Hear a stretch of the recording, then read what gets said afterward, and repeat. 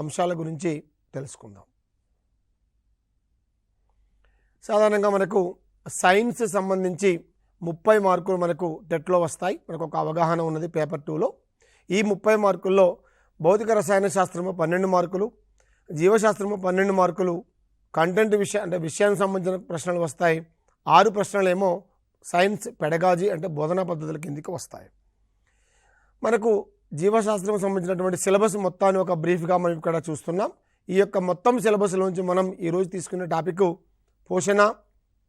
అంటే మీరు మొక్కలలో పోషణ అంటే మొక్కలు ఎలా ఆహారాన్ని తయారు చేసుకుంటాయి, అది కిరణజన్య సమేక క్రియ.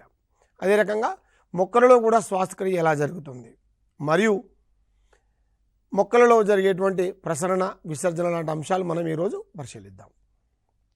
ఒకసారి ఈ స్లైడ్ చూడండి. మొక్కలు స్వయం పోషణ విధానంలో సరళమైన అకర్బన పదార్థాలైన కొన్ని ఖనిజ లవణాలను, నీటిని నేల నుండి గ్రహిస్తాయి. గాలిలోని కార్బన్ డయాక్సైడ్ను ఉపయోగించి బాహ్య శక్తిజనకమైన సూర్యకాంతి సమక్షంలో కార్బోహైడ్రేట్లను తయారు చేసుకుంటాయి. ఇక్కడ చూడండి ఒకసారి. సాధారణంగా మొక్కలు ఆహారాన్ని తయారు చేసుకుంటాయి అంటే అరిస్టాటిల్ మొట్టమొదటి ఒక పరిశోధన మొదలుపెట్టాడు. మొక్కలు మనలాగా ఉదయం టిఫిన్, మధ్యాహ్నం లంచ్, సాయంత్రం డిన్నర్కి వెళ్తాయా, ఎట్లా మొక్కల ఆహారం తయారు చేసుకుంటాయి అని చూస్తే ఎంతసేపటికి హ్యూమస్ సిద్ధాంతం కనిపెట్టాడు. అంటే మొక్కలు ఎటు వెళ్ళటం లేదు, నేల నుంచి మాత్రమే శోషిస్తున్నాయని మొట్టమొదటిసారిగా ఆయన ఒక థియరీ ప్రతిపాదించడం జరిగింది, హ్యూమస్ థియరీ. తర్వాత అనేకమైనటువంటి శాస్త్రవేత్తల పరిశోధనల ఫలితంగా మొక్కలు కిరణజన్య సంవేగ క్రియ అనే ఒక ప్రక్రియ ద్వారా ఆహారాన్ని తయారు చేసుకుంటాయి అని కనిపెట్టినాడు. అనేక మంది శాస్త్రవేత్తల పరిశోధన ఫలితమే ఈనాడు వచ్చినటువంటి ఒక కంటెంట్. మరి దీనిలో భాగంగా ఈ కిరణజన్య సంవేగ క్రియ ఎక్కడ జరుగుతుంది? సాధారణంగా మొక్కల యొక్క ఆకుపచ్చని భాగాల్లో జరుగుతుంది. మరి ఆకుపచ్చని భాగాలు ఎక్కడ ఉంటాయి మొక్కల్లో? సాధారణంగా పత్రాలు. లేత మొక్కలైతే కొన్ని కాండాలు కూడా ఆకుపచ్చ రంగులో ఉన్నమాట వాస్తవమే, కానీ సాధారణంగా అయితే పత్రాలు అంటే ఆకులు, పత్రాలు. మరి పత్రములో ఎక్కడ జరుగుతుంది కిరణజన్య సమయక్రియ? పత్రములో మనకు అనేక రకమైన వృక్ష కణజాలాలు ఉంటాయి. దాంట్లో హరిత మృదు కణజాలము ఒకటి. ఈ హరిత మృదు కణజాలంలోని ఆ కణజాలము లోపల ఈ యొక్క కిరణజన్య సంవేగ క్రియ జరుగుతుంది. ఒక్కసారి మనం స్లైడ్లో చూడండి. పత్రం యొక్క అంతర్నిర్మాణం మొత్తం మనం క్లియర్గా ఇవ్వడం జరిగింది. పత్రం యొక్క అంతర్నిర్మాణంలో ఇంకా మనం జాగ్రత్తగా పరిశీలిస్తే పైన స్తంభ హరిత మృదు కణజాలము ఉంటుంది, కిందేమున్నది స్పాంజి హరిత మృదు కణజాలం ఉన్నది. ఏంది స్తంభ హరిత మృదు కణజాలము, స్పాంజి హరిత మృదు కణజాలము? పోయినసారి టెట్లో ఒక క్వశ్చన్ వచ్చింది. ఏమనంటే పత్రం యొక్క ద్విదళ బీజ పత్రాల్లో పైవైపు ముదురాకు పచ్చ రంగు ఉంటుంది, కింది వైపు లేతాకు పచ్చ రంగు ఉంటుంది. ఎందుకు? మనకు డౌట్ వస్తుంది. ఆకే రెండు వైపులా ఒకే రంగు ఎందుకు ఉండదు అంటే పైవైపు స్తంభ హరిత మృదు కణజాలం ఉంటుంది, దాంట్లో ఎక్కువ సంఖ్యలో హరిత రేణువులు ఉంటాయి కాబట్టి అది ఎక్కువ ఆకుపచ్చ రంగు, ముదురాకుపచ్చ రంగులో కనిపిస్తుంది. కింది వైపు స్పాంజి హరిత మృదు కణజాలము, స్పాంజి హరిత మృదు కణజాలం లోపల తక్కువ సంఖ్య లోపల హరిత రేణువులు ఉంటాయి కాబట్టి అది లేతాకుపచ్చ రంగులో కనిపిస్తుంది. ఇది చాలా మనకు గ్రాడ్యువల్గా అర్థం చేసుకోవాల్సినటువంటి అంశం. ఇంకా రెండో అంశం, మరి పత్రం లోపల హరిత మృదు కణజాలము లోపల కిరణజన్య సంవేగక్రియ జరుగుతుంది. ఓకే, మరి హరిత మృదు కణజాలం లోపల ఇంకా డెప్త్కి వెళ్తే ఎక్కడ జరుగుతుంది అంటే మరొకసారి ఈ స్లైడ్ చూడండి. ఈ పత్రము, దానికి అంతర్నిర్మాణము, హరిత మృదు కణజాలము, ఆ మృదు కణజాలంలో హరిత రేణువులు, హరిత రేణువు. ఒక్కసారి హరిత రేణువు యొక్క నిర్మాణం జాగ్రత్తగా పరిశీలించండి. దీనిలో ఇదొక బాహ్య త్వచము, 2 త్వచాల చేత నిర్మితమై ఉంటుంది. ఈ రకంగా ఈ దొంతరలతో కూడినటువంటి ఈ యొక్క నిర్మాణాలను గ్రానా అంటారు. ఈ గ్రానాలో ఒక్కొక్క సంచి వంటి నిర్మాణాన్ని థైలకాయిడ్ అని పిలుస్తారు. ఈ థైలకాయిడ్ లోపల పత్రహరిత రేణువులు ఉంటాయి. అంటే పత్రహరిత రేణువులు థైలకాయిడ్ లోపల ఉంటాయి. థైలకాయిడ్ మొత్తము దొంతరలు మొత్తం కలిసిపోయే ఒక నిర్మాణాన్ని గ్రానా అంటారు. కాబట్టి ఈ యొక్క గ్రానా వర్ణయుతంగా ఉంటుంది, రంగులో కనిపిస్తుంది కాబట్టి వర్ణిక అని పిలుస్తారు. గ్రానా సింగిల్ అయితే గ్రానం. మరి ఈ గ్రానము మొత్తాన్ని తీసి పక్కన పెట్టండి. ఇంకా అక్కడ ఏముంటుంది? ఒక రంగు లేనటువంటి ఒక మాత్రిక ఉంటుంది. దీన్ని అవర్ణిక లేదా మాత్రిక అంటారు. ఎందుకు ప్రత్యేకంగా దీంట్లో ఉండేటువంటి గ్రానా లేదా మాత్రిక స్ట్రోమా గురించి చెప్తా ఉన్నాం అంటే కిరణజన్య సంవేగ క్రియ 2 దశలుగా మనం చదువుతూ ఉంటాం సాధారణంగా. ఒకటేమో కాంతి దశ, రెండు నిష్కాంతి దశ అని. అంటే కాంతి సమక్షములో చర్యలు జరిపి ఆ కిరణజన్య సమయక్రియ మొదటి దశ అది గ్రానాలు జరుగుతుంది. కాంతి అవసరము లేనటువంటి లైట్ ఇండిపెండెంట్ స్టేజ్ అంటాం నిష్కాంతి దశ, అది స్ట్రోమా లేదా మాత్రికలో జరుగుతుంది. కాబట్టి పత్ర హరితము ఉండేటువంటి హరితరేణు యొక్క నిర్మాణం కూడా మనకి ఇంపార్టెంటే. అంటే ఏ దశ ఎక్కడ జరుగుతుంది, రేపు క్వశ్చన్ వచ్చినప్పుడు కాంతి దశ గ్రానాలో జరుగుతుంది, నిష్కాంతి దశ స్ట్రోమాలో జరుగుతుంది. ఈ రెండు మొత్తం హరితరేణులో జరుగుతాయనే విషయం మనకు ఒకసారి గుర్తుపెట్టుకోవాలి. రెండో అంశం మనం జాగ్రత్తగా చూస్తే ఇక్కడ కిరణజన్య సమయక్రియ విధానంలో పత్రహరితము కలిగిన ఆకుపచ్చని మొక్కలు గ్లూకోజ్ మరియు పిండి పదార్థం వంటి పదార్థాలను ఉత్పత్తి చేయడానికి అంటే సూర్యరశ్మి అంటే కాంతి సమక్షం లోపల కార్బన్ డైఆక్సైడ్ మరియు నీటిని వినియోగించుకుంటాయి. కిరణజన్య సమయక క్రియలో ఆక్సిజన్ కూడా విడుదలవుతుంది. ఇక్కడ మనం ఒక అంత్య పదార్థం లేదా వ్యర్థ పదార్థం అంటాం. అంటే మొక్కలకు సంబంధించి మొక్కలు కిరణజన్య సమయక్రియ ఎందుకు జరుపుకుంటున్నాయి? ఓన్లీ ఆహారం తయారు కోసమే. ఉదాహరణకు మనం ఒక గమ్య ప్రదేశానికి వెళ్దామని బయలుదేరినాం, టీశాట్కి వెళ్దామని బయలుదేరినాం. నేను వచ్చే దారి టీశాట్, దారిలో నాతో పాటు ఇంకొకరిని తీసుకొని వస్తాం, అంతవరకే. కానీ నా మెయిన్ ఎయిమ్ మాత్రం ఇది. అట్లనే మొక్కలు కిరణజన్య సమయక్రియ జరుపుకోవడం, తద్వారా ఆహారం తయారు చేసుకోవడం అనేది దానికి మెయిన్ ఉద్దేశం. దాంతో పాటుగా ఆక్సిజన్ కూడా విడుదలవుతుంది. కాకపోతే మనకు అదే ప్రాణవాయువు. సో మనకు కిరణజన్య సమయక్రియ యొక్క మొత్తము నిర్వచనాన్ని ఒక చిన్న సమీకరణం రూపంలో శాస్త్రవేత్తలు పొందుపరిచారు. జాగ్రత్తగా పరిశీలించండి. ఒక్కొక్కసారి సమీకరణం ఇచ్చి ఈ యొక్క మిస్ అయిన పార్ట్ని, ఏదో ఒక పార్ట్ని మిస్ చేసి మిస్ అయిన పార్ట్ని రాయండి అని ఏబిసిడి ఇస్తూ ఉంటారు. కాబట్టి జాగ్రత్తగా గుర్తించండి. 6CO2 6 కార్బన్ డైఆక్సైడ్ అణువులు, 12H2O 12 నీటి అణువులు, కాంతి మరియు పత్రహరితము సమక్షంలో C6H12O6 ఇది గ్లూకోజ్ మరియు స్టార్చ్ అంటే పిండి పదార్థం తయారైనటువంటి దశను సూచిస్తుంది. 6H2O 6 నీటి అణువులు, 6O2 6 ఆక్సిజన్. ఇదే నిర్వచనం ఒకసారి ఇదే మన ఈక్వేషన్ ఇచ్చి ఒక క్వశ్చన్ ఏమడిగాడంటే ఒక ఎగ్జామ్ లోపల సేమ్ ఈక్వేషన్ మొత్తం యాజ్ ఇట్ ఈజ్గా ఇచ్చాడు. ఇచ్చి కింద క్వశ్చన్ ఏమిటంటే వెలువడేటువంటి ఆక్సిజన్ దేని నుంచి వెలువడుతుంది? మనకు స్టార్టింగ్ పదార్థాలు ఏమున్నది? CO2 ఉంది, H2O ఉంది. O2 కనిపిస్తుంది అక్కడ. కాబట్టి ఏబిసిడీలో కూడా CO2 నుంచి H2O నుంచి కాంతి నుంచి వస్తుంది, పత్రహరితం నుంచి రకరకాల డిస్ట్రాక్టర్స్ ఇస్తారు. కన్ఫ్యూజ్ కావద్దు. కిరణజన్య సమయక క్రియలో వెలువడేటువంటి ఆక్సిజన్ నీటి నుంచి వస్తుంది. అదే మనకి హిల్చర్య, అది కూడా మనం డీటెయిల్డ్గా తీసుకుందాం. కిరణజన్య సమయక క్రియ ప్రధానంగా హరిత రేణువులో జరుగుతుంది. హరిత రేణువులోని గ్రానాలో కాంతి చర్య, స్ట్రోమాలో నిష్కాంతి చర్య జరుగుతుంది. అంత్య పదార్థాలుగా నీరు, ఆక్సిజన్. ఇక్కడ జాగ్రత్తగా పరిశీలించండి. హరిత రేణువులో కిరణజన్య సమయక్రియ జరిగేటప్పుడు ఈ కింది చర్యలు జరుగుతాయి. ప్రధానంగా ఒకటేమిటి? కాంతి శక్తి రసాయన శక్తిగా మారటం. కిరణజన్య సంవేగ క్రియ ఒక శక్తి గ్రాహక క్రియ, అంటే ఒక శక్తిని గ్రహించేటువంటి ఒక సంక్లిష్టమైనటువంటి జీవక్రియ. ఇది నిర్మాణాత్మక ప్రక్రియ అంటాం మనం. ఇది అంటే ఏం జరుగుతుంది? ఇక్కడ కాంతి శక్తిని రసాయన శక్తిగా మారుస్తున్నాయి మొక్కలు. కాంతి శక్తిని రసాయన శక్తిగా మార్చే శక్తి మొక్కలకు మాత్రమే ఉన్నది, మనకు లేదు. అందుకని మనం ఆహారం కోసం మొక్కలపైన ఆధారపడుతున్నాం. మొక్కలు చాలా గ్రేట్ కదా. అదేవిధంగా నీటి అణువు విచ్ఛిత్తి చెందటం. మనం ఇంతకుముందు ఒక మాట అనుకున్నాం. కిరణజన్య సమయక్రియలో భాగంగా మొక్కలు చక్కటి మన ప్రాణవాయువైన ఆక్సిజన్ని విడుదల చేస్తున్నాయి. ఆ ఆక్సిజన్ ఎక్కడి నుంచి వస్తున్నది? నీటి అణువు విచ్ఛిన్నం చెందడం ద్వారా వస్తున్నది. ఇక మూడవ ప్రధానమైన ప్రక్రియ కార్బన్ డైఆక్సైడ్ కార్బోహైడ్రేట్గా ఆక్సీకరణం చెందటం.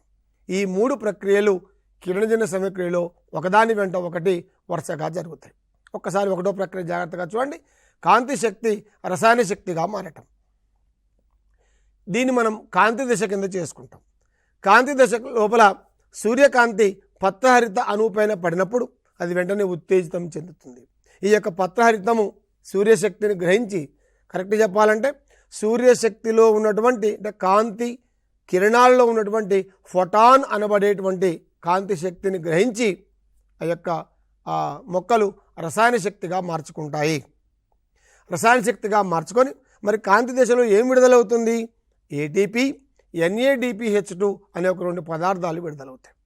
ఈ ఏటీపీ, NADPH2 రెండింటి కలిపి అసిమిలేటరీ పవర్, స్వాంగీకరణ శక్తి అంటారు. బాగా గుర్తుపెట్టుకోండి, కాంతి దశలో స్వాంగీకరణ శక్తి వెలువడుతుంది. ఇది పక్కన పెట్టుకోండి. రెండోది ఏమని చెప్పుకున్నాం మనం?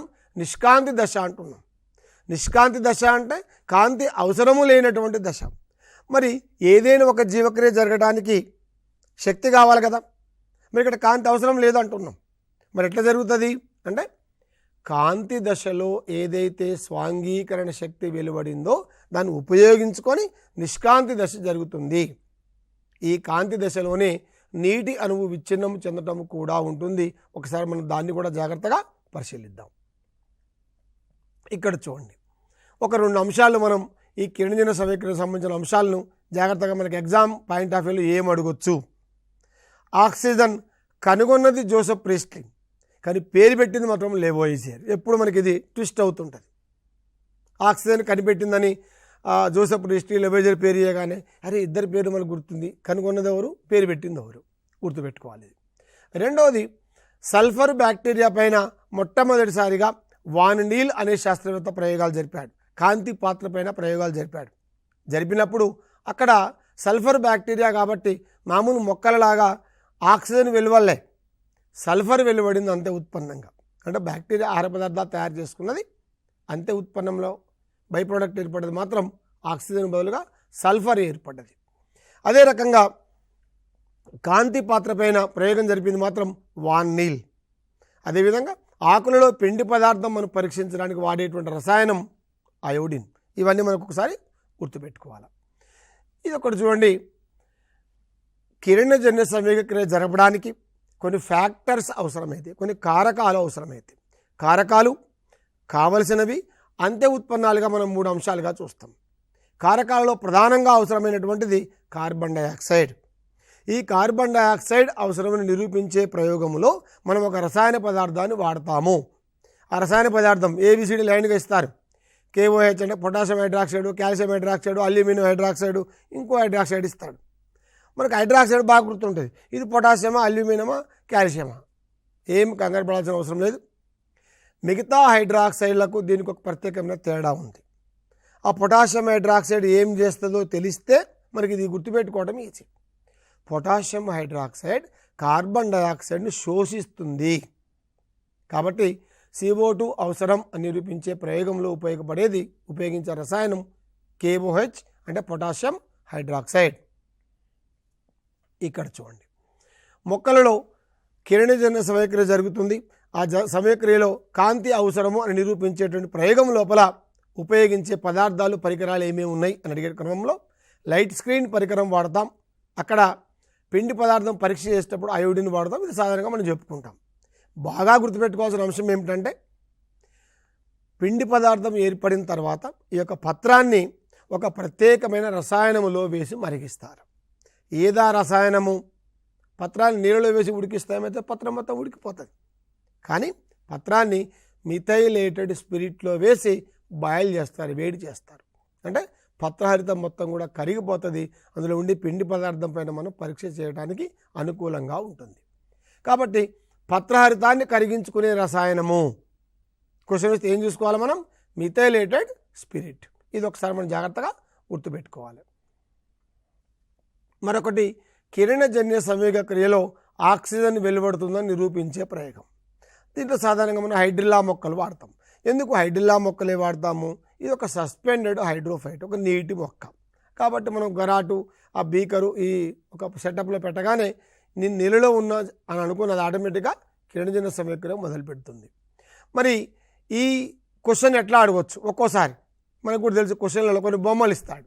సింపుల్గా ఈ పక్కన ఇచ్చిన మ్యాటర్ ఏమి ఇవ్వకుండా బొమ్మ మాత్రమే చూపెట్టి ఈ ప్రయోగం యొక్క ఉద్దేశము అంటాడు.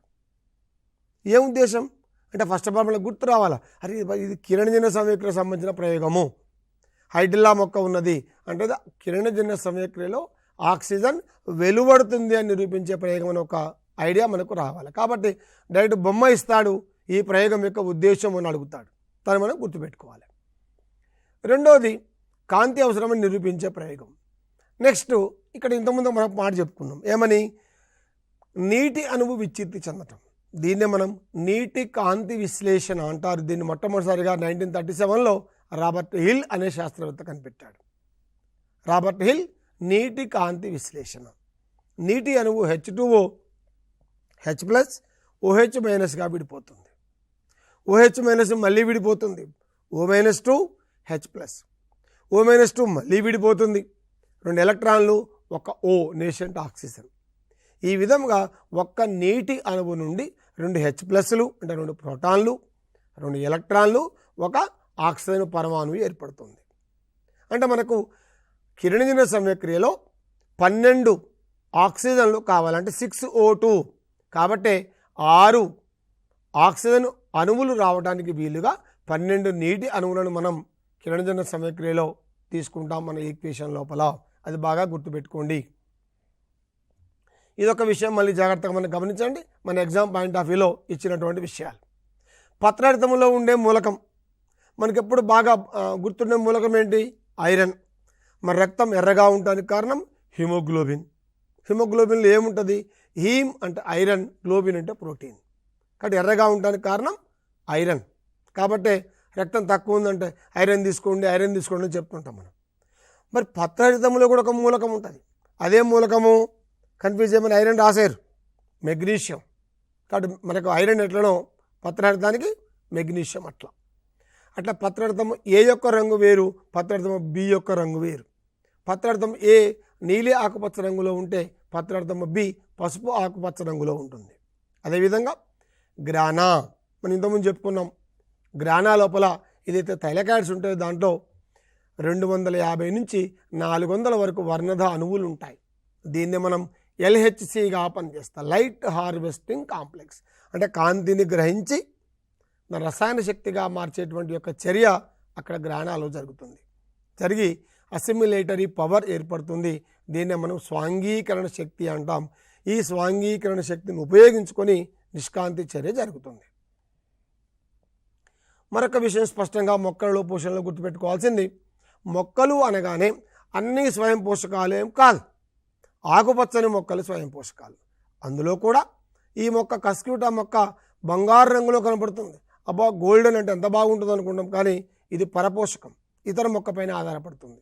మరి ఇక్కడ ఎగ్జామ్ పాయింట్ ఆఫ్ వ్యూ దీని యొక్క ప్రత్యేకత ఏంటి? కస్క్యూటాలో ఈ మొక్క ఇతర మొక్కలపైన పరపోషకంగా ఉండేటప్పుడు అదొక ప్రత్యేకమైన వేర్ల లాంటి నిర్మాణాలను అతిదేయి మొక్క లోపలికి ప్రవేశపెడుతుంది.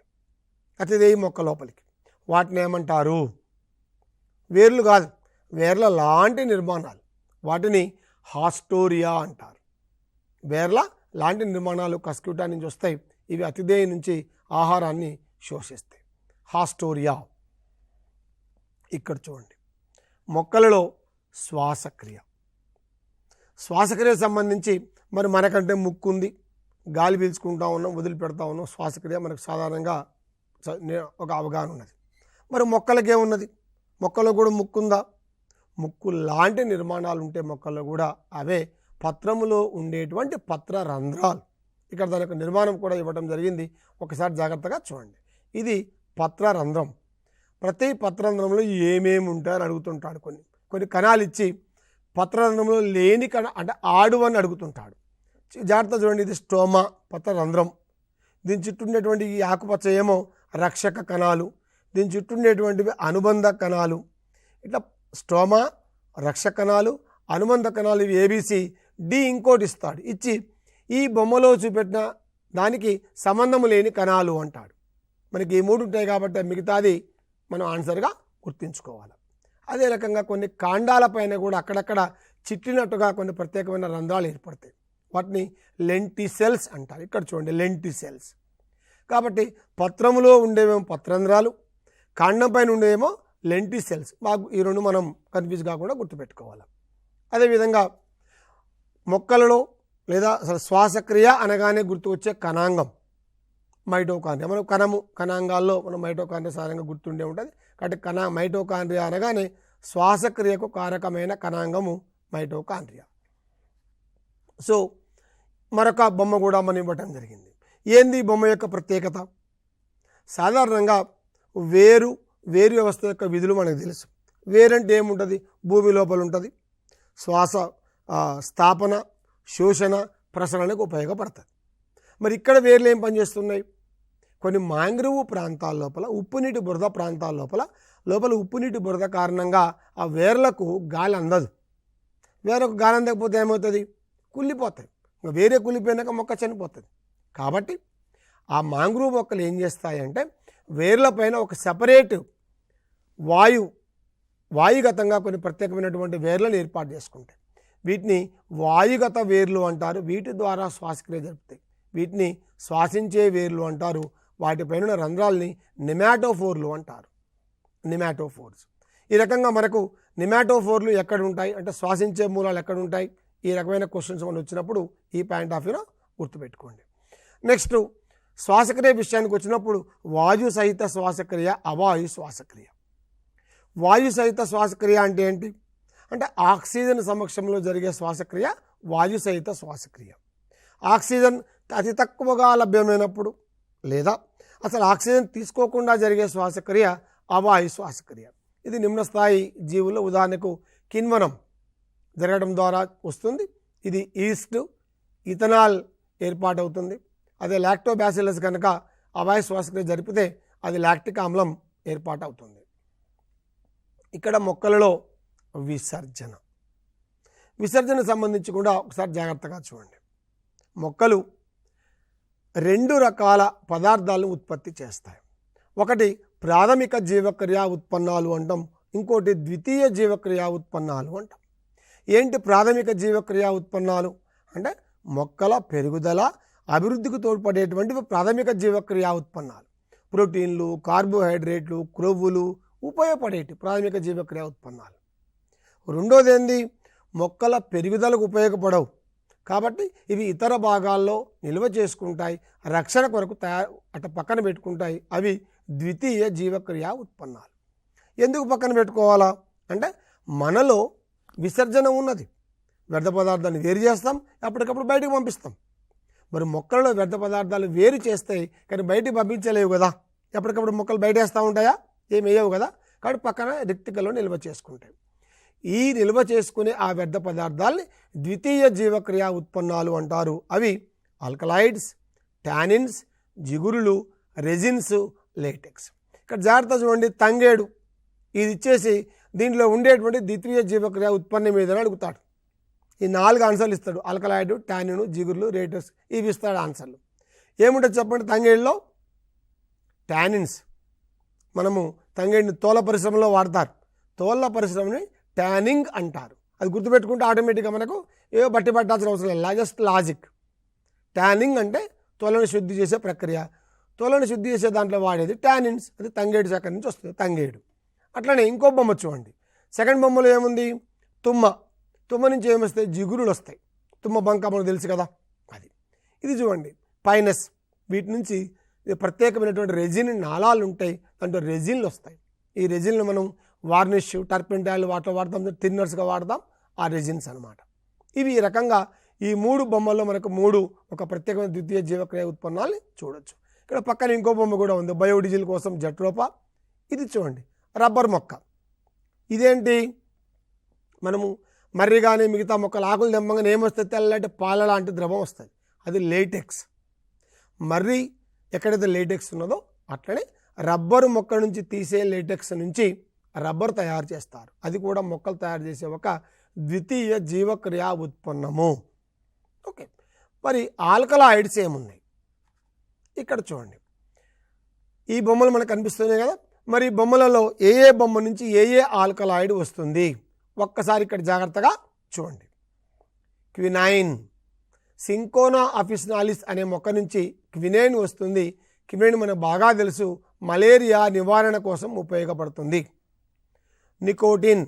పొగాకు, తంబాకు అంటాం కదా, పొగాకు. నికోటిన్ అనే టబాకం, దాని నుంచి దాని పేరు పొగ ఆకు, పొగ వచ్చే ఆకు పొగాకు, దాని నుంచి వస్తుంది. మార్ఫిన్, కొకైన్ పెపావర్ సామ్నిఫెరం నుంచి.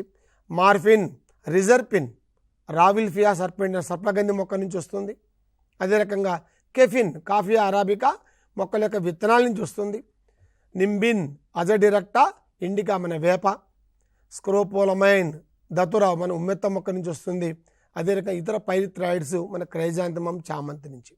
ఇట్లా ఏ మొక్క నుంచి ఏమి ఆల్కలాయిడ్ వస్తుంది అనేటువంటిది కూడా సాధారణంగా మనకి ఎగ్జామ్ పాయింట్ ఆఫ్ వ్యూలో అడుగుతూ ఉంటారు. మరొక విషయం కూడా ఏమిటంటే మనకు బయాలజీ అనగానే ఆర్థిక ప్రాముఖ్యత. అంటే మొక్కలు మరి పెరుగుతున్న జనాభాకు అనుకూలంగా పంటల దిగుబడి పెంచాలి కాబట్టి వ్యవసాయము, పంటలు, వాటిపైన వచ్చేటువంటి వ్యాధులు, అదే రకంగా చీడపీడల యొక్క నివారణ చర్యల్లో కూడా దాంట్లో భాగంగా కూడా మొక్కలపైన ఎలాంటి వ్యాధులు వస్తాయి, ఆ మొక్కలపైన వచ్చేటువంటి వ్యాధుల నివారణోపాయాలు ఏంటి, ఆ వ్యాధి కారకాలు ఏంటి అనే అంశం కూడా సాధారణంగా ఎగ్జామ్ పాయింట్ ఆఫ్ వ్యూలో అడుగుతూ ఉంటాడు.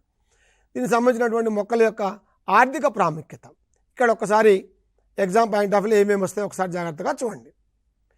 ఆక్సిజన్ కనుగొన్నదేమో జోసెఫ్ ప్రీస్ట్లీ, పేరు పెట్టింది లెవోయిజర్. సల్ఫర్ బ్యాక్టీరియా జరిపే కిరణజన్య సమక్రియలో వచ్చేది సల్ఫర్. కాంతి పాత్రపైన ప్రయోగం జరిపింది సిబి వాన్ నీల్. కస్క్యూటా పర్పోషన్లో హాస్టోరియా. పిండి పదార్థము అయోడిన్. ఇట్లా చూడండి, ఆల్కలాయిడ్స్, రెజిన్స్ ఏ మొక్కల నుంచి వస్తున్నాయి. నీటి కాంతి విశ్లేషణ ఏ శాస్త్రవేత్త. పత్రార్థంలో ఉండేటువంటి మూలకం, పత్రార్థం ఏ యొక్క రంగు, బి యొక్క రంగు, వీటిపైన సాధారణంగా గతంలో మనకు ప్రశ్నలు వచ్చినాయి. మరి వాటిని మనం ఒకసారి దృష్టిలో పెట్టుకోవాల్సినటువంటి అవసరం ఉన్నది. ప్రధానంగా ఇక్కడ టెట్లో మనం గుర్తుపెట్టుకోవాల్సిన అంశం ఏమిటంటే, ఒక ప్రశ్న ఇచ్చి కింద ఇచ్చిన ఏబిసిడీలు, ఈ డిస్ట్రాక్టర్స్ ఏవైతే ఉన్నాయో ఇవి దగ్గర సంబంధాన్ని కలిగి ఉంటాయి.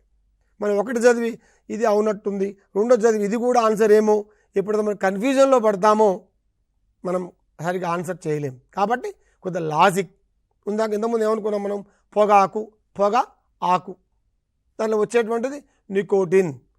ఎందుకు మన లాజిక్ వస్తుంది, దాని శాస్త్రీయ నామే నికోటినా టొబాకం. దాని సైంటిఫిక్ నేమ్ గుర్తుపెట్టుకుంటే దానిలో వచ్చేటువంటి ఆల్కలాయిడ్ గుర్తుంటుంది. ఈ రకంగా కొద్దిగా టెట్కు ప్రిపేర్ అయ్యేటువంటి అభ్యర్థులు మొక్కల యొక్క శాస్త్రీయ నామాలు కొద్దిగా గుర్తుపెట్టుకుంటే వాటిలో వచ్చేటువంటి ఆల్కలాయిడ్స్ కానీ విసర్జన పాయింట్ ఆఫ్ వ్యూలో మనం చక్కగా ఆన్సర్ చేయడానికి అవకాశం ఉంది.